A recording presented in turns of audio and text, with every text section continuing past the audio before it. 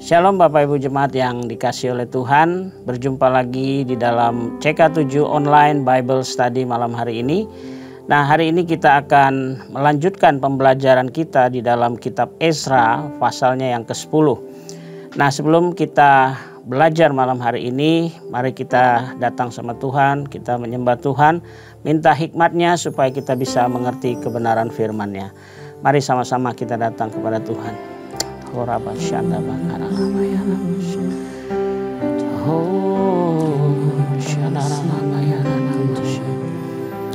Haleluya. Oh, terima kasih Tuhan. Terima kasih Bapa. Oh, buat kasih setiamu. Haleluya. Oh, Shadalabayana.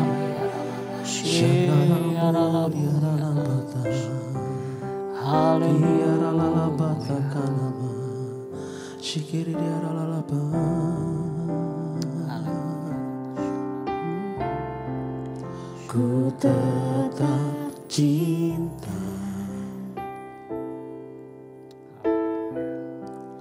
ku tetap cinta, walau badai datang menerpa, ku tetap cinta, ku tetap setia, ku tetap setia, walau taufan datang menerpa, ku tetap setia. Terlalu banyak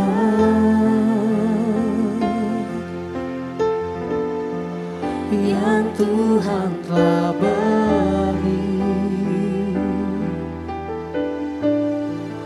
takkan mungkin ku balas dari apa yang ku miliki. Ku persembahkan seluruh hidupku, dan ku tetap cinta, biar ku tetap setia untuk selama-lamanya. Ku tetap cinta, ku tetap cinta, walau badai datang menerpa, ku tetap cinta, ku tetap setia.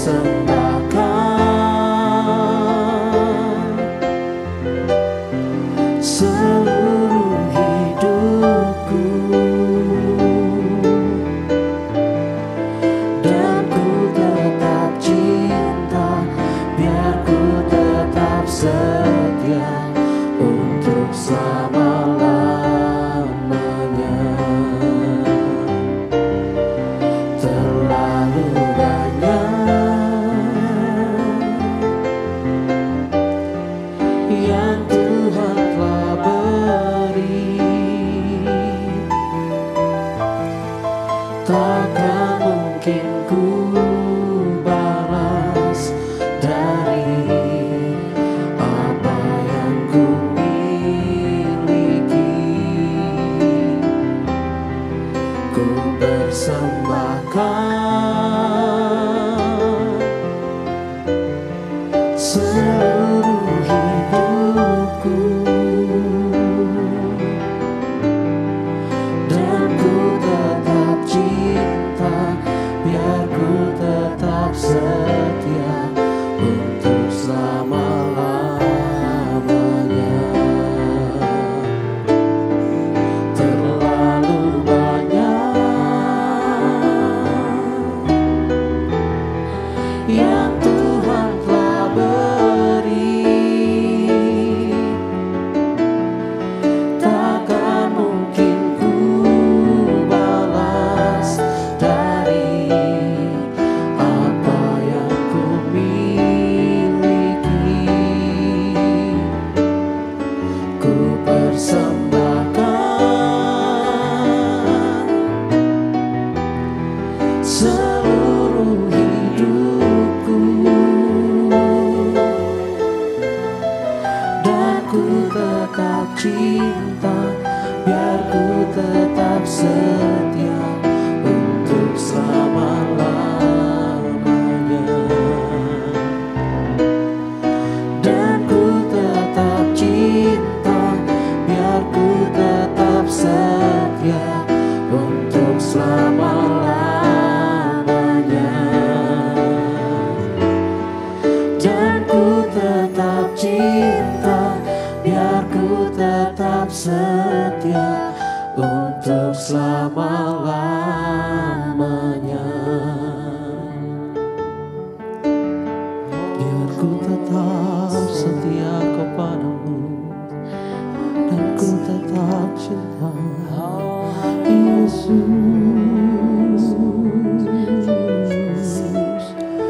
Sungguh besar kasih-Mu Tuhan, sungguh besar kasih setia-Mu Tuhan. Haleluya. Kiralah basa kaya lala bashi, kiralah lala bashi.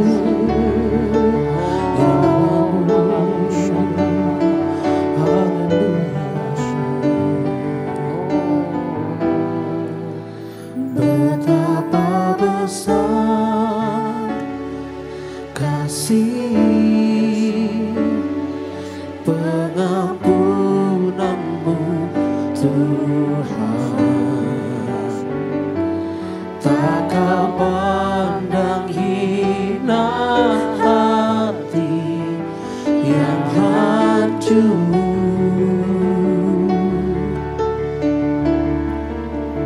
Ku berterima kasih kepada-Mu ya Tuhan. Pengampunan yang Kau beri, pulihkan ku.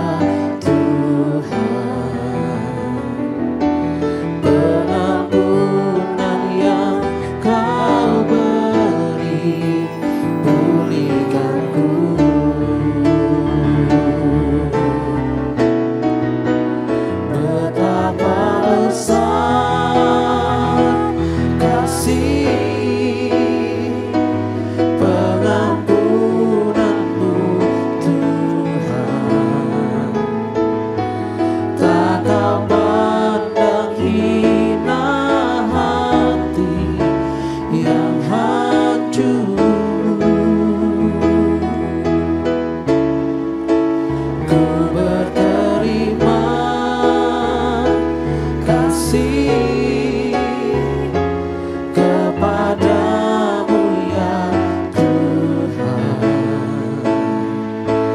Pengampunan yang kau beri pulihkanku.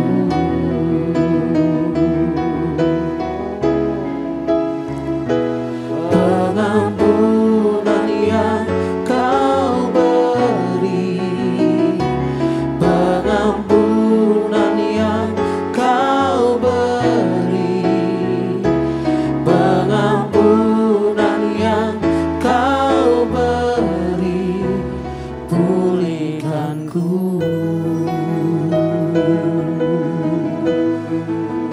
Engkau memulihkan kami, ya Kasih pengampunan, sebesar terima kasih kasih-Mu ya Bapa. dalam hidup. Terima kasih buat pengampunan Tuhan yang memulihkan hidup kami.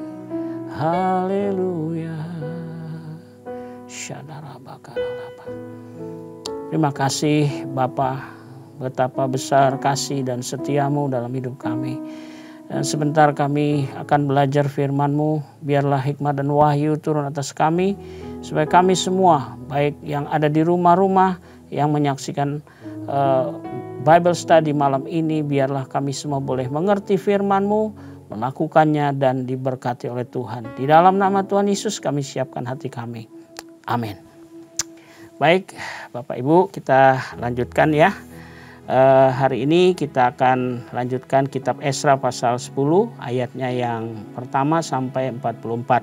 Nah, kitab Esra di pasal 10 ini berbicara mengenai tindakan Esra terhadap perkawinan campur ya. Nah, kita akan bagi menjadi dua bagian ya. Yang pertama di ayat 1 sampai 17 itu berbicara tentang pernikahan campur yang ditinggalkan ya. Bagian yang kedua di ayat 18 sampai 44 adalah daftar orang-orang yang beristrikan perempuan asing. Ya, baik kita akan baca dulu di ayat yang pertama sampai yang ke-17 ya. Demikian firman Tuhan, tindakan Esra terhadap perkawinan campur. Sementara Esra berdoa dan mengaku dosa sambil menangis dengan sujud di depan rumah Allah, berhimpunlah kepadanya jemaah orang Israel yang sangat besar jumlahnya, laki-laki, perempuan, dan anak-anak.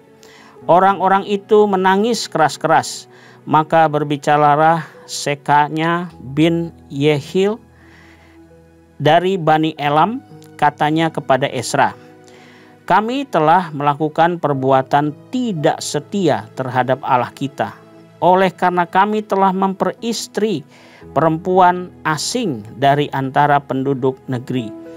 Namun demikian sekarang juga masih ada harapan bagi Israel. Marilah kita sekarang mengikat perjanjian dengan Allah kita, bahwa kita akan mengusir semua perempuan itu dengan anak-anak yang dilahirkan mereka, menurut nasihat Tuhan dan orang-orang yang gemetar karena perintah Allah kita. Dan biarlah orang bertindak menurut hukum Taurat. Bangkitlah, karena hal itu adalah tugasmu. Kami akan mendampingi engkau. Kuatkanlah hatimu dan bertindaklah. Kemudian bangkitlah Esra dan menyuruh para pemuka imam dan orang-orang Lewi dan segenap orang Israel bersumpah bahwa mereka akan berbuat menurut perkataan itu. Maka bersumpahlah mereka.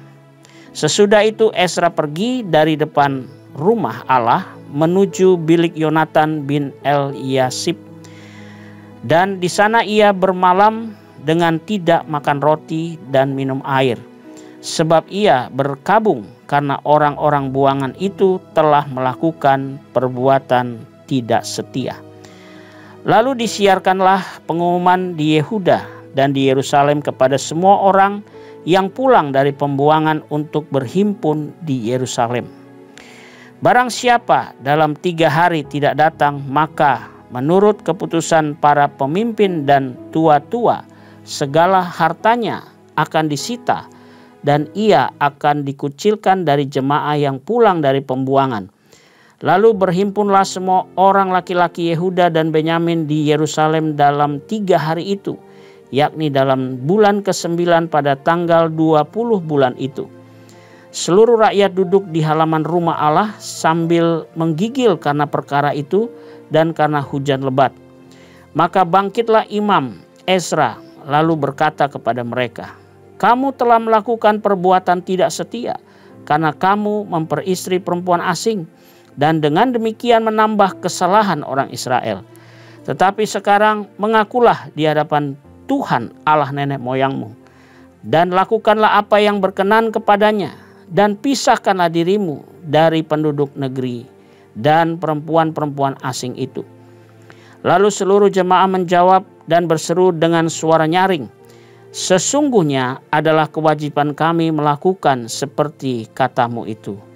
Tetapi orang-orang ini besar jumlahnya dan sekarang musim hujan, sehingga orang tidak sanggup lagi berdiri di luar. Lagi pula pekerjaan itu bukan perkara sehari 2 hari, karena dalam hal itu kami telah banyak melakukan pelanggaran. Biarlah pemimpin-pemimpin kami bertindak mewakili jemaah seluruhnya. Maka setiap orang di kota-kota kami yang memperistri perempuan asing harus datang menghadap pada waktu-waktu tertentu dan bersama-sama mereka para tua-tua dan para hakim di tiap-tiap kota sampai murka Allah kami yang bernyala-nyala karena perkara ini dijauhkan dari kami.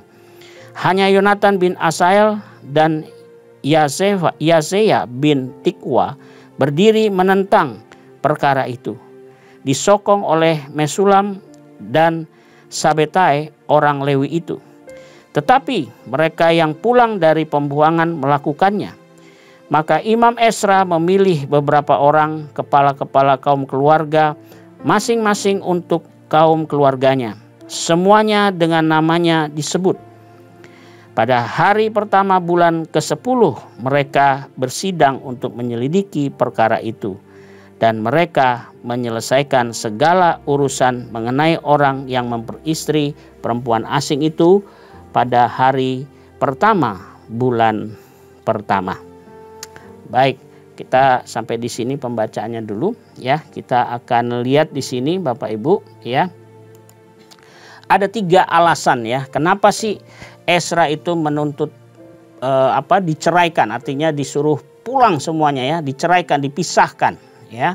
Yang pertama, karena mereka menikah wanita asing yang merupakan tindakan yang tidak setia kepada Allah dan firman-Nya. Itu ada di ayat 10 tadi ya.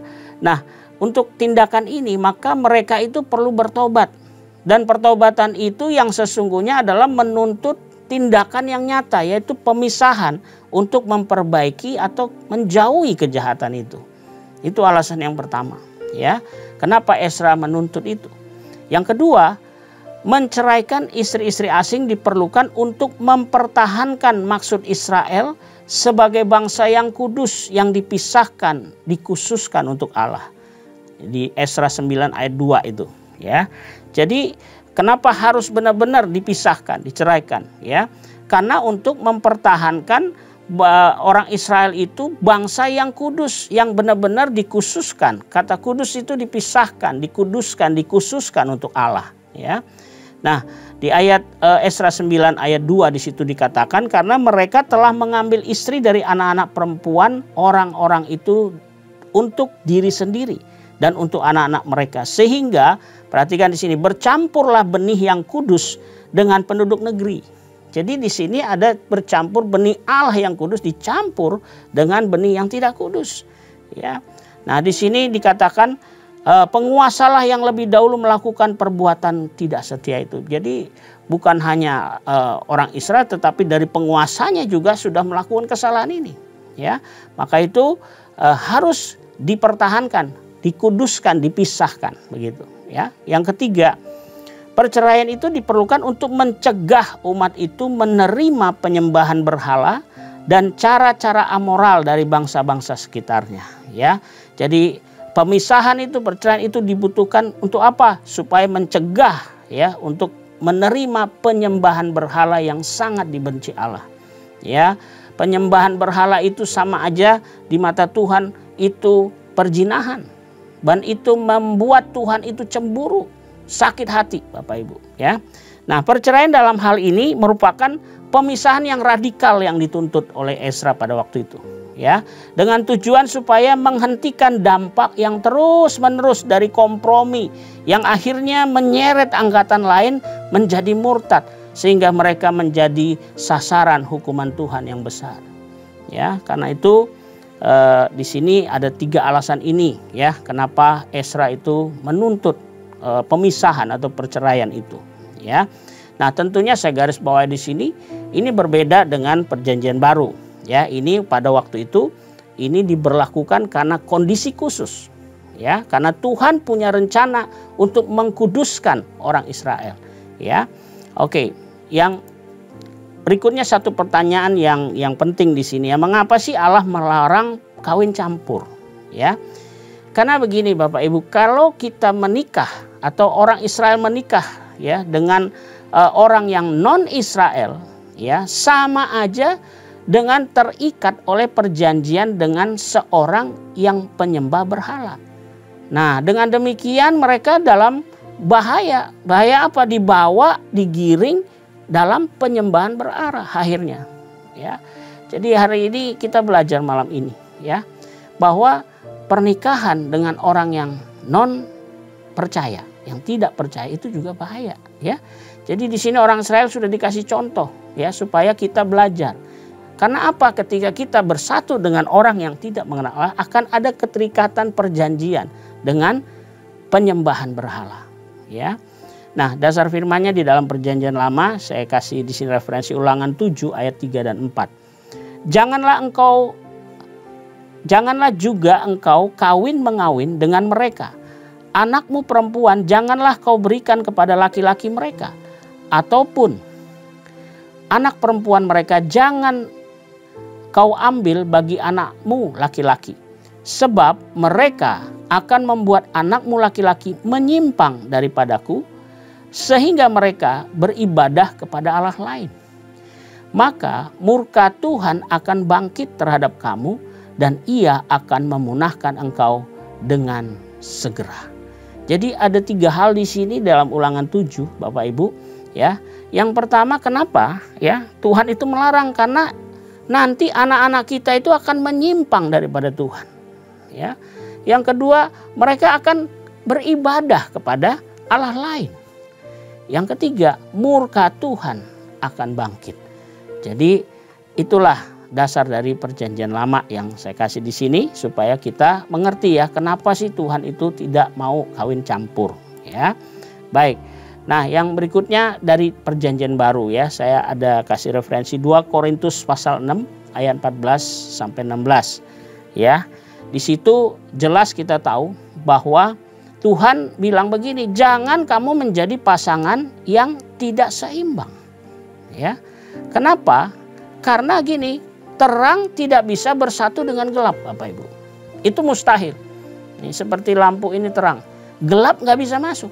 Begitupun waktu kita gelap, terang masuk, langsung kegelapan itu sirna, ya.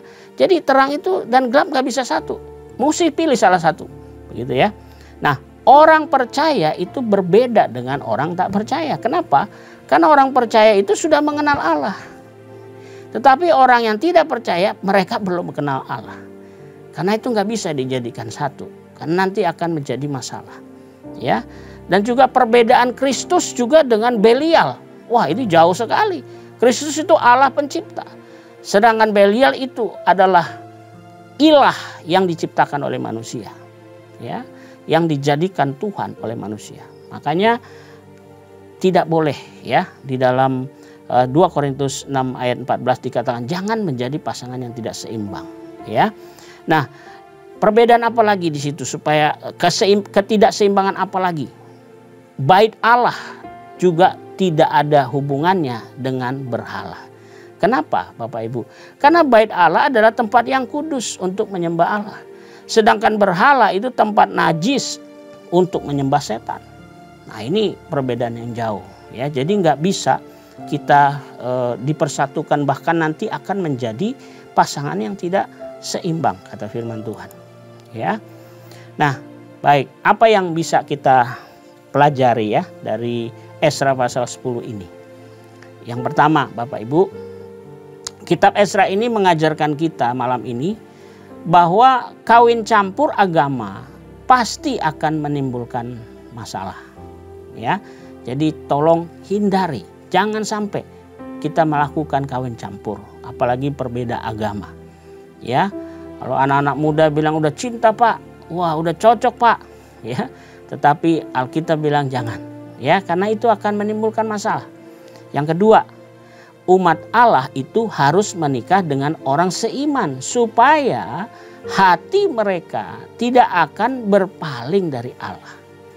Ya.